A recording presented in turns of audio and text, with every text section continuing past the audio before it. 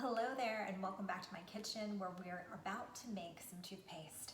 Now I know what you're probably thinking, why the heck would I make toothpaste when I can just buy it off the shelf?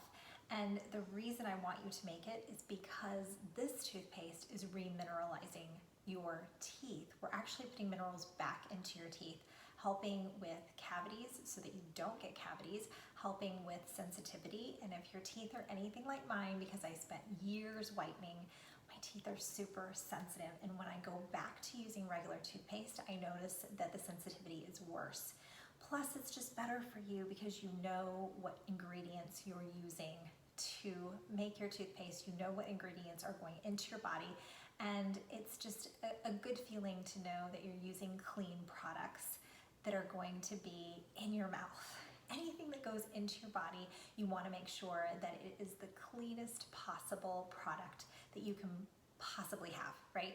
So let's get started. I'm going to make this really short because it's super easy, you guys, to do on your own. I probably make this toothpaste once every couple of months, so I make it quite often, and I use these tiny little mason jars for storing it. And you can put a tight lid on it and it will store for quite a while.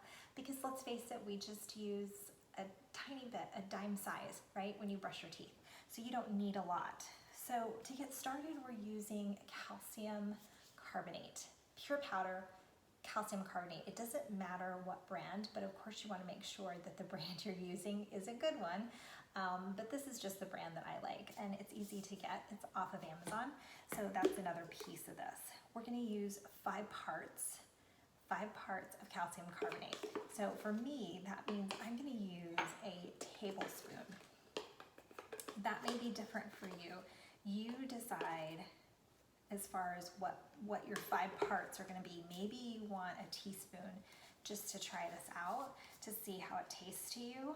And we're going to be adding some essential oils to this recipe, so that also makes it a little bit more appealing, the taste appealing if you're not used to it. That can also be difficult to do. If you haven't heard of oil pulling, I know I had a really hard time with oil pulling, and that's just where you swish around oil instead of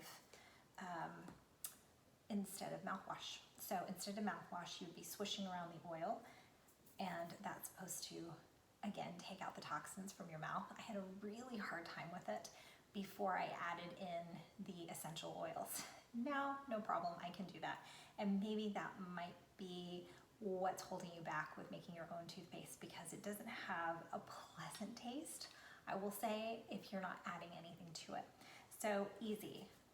5 parts calcium carbonate, 2 parts baking soda, and so I'm going to put my 2 parts baking soda in here. So if you haven't tried oil pulling, since we're talking about mouth health right now, I would suggest that you try that as well. So now you can't see it because it's white on white, but basically I've got my powder in here, and to this powder I'm going to add coconut oil.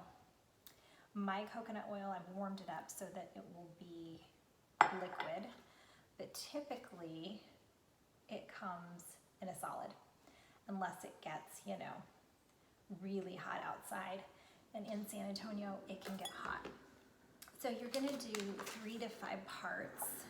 I'm adding this oil in with my powder, 3 to 5 parts of oil in here. Now, because this type of coconut oil will become solid, your toothpaste will also be a bit solid.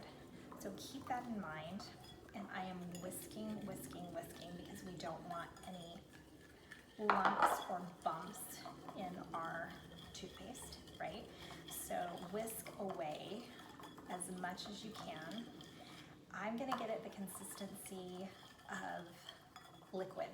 I want it to be very liquidy. I don't want it to be thick because I know that it's gonna become a solid once it sits on my cabinet in the bathroom, right? Because it's not hot in my house. So it is going to become a solid, and I just use my toothbrush to pick pick out a little piece every morning and every night when I brush my teeth.